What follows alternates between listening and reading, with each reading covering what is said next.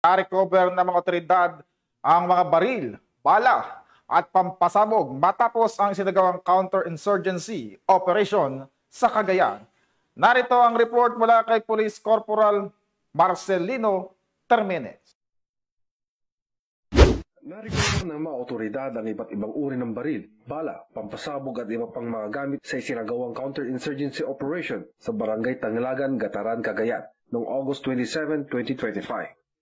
Ang operasyon ay sinagawa ng 204th Maneuver Company, Regional Mobile Force Battalion 2, katuwang ang 112 Special Action Company, 11th Special Action Battalion ng PNP SAF. Batay sa impormasyong ibinahagi ng dating rebelde, ang mga nakumpiskang pampasabog ay isinailalim sa kustodiya ng Provincial Explosive and K9 Unit ng Cagayan Police Provincial Office para sa tamang disposisyon, habang ang 204th Maneuver Company, Regional Mobile Force Battalion 2 ang nakasiwa sa iba pang nakuhang gamit para sa kaukulang dokumentasyon.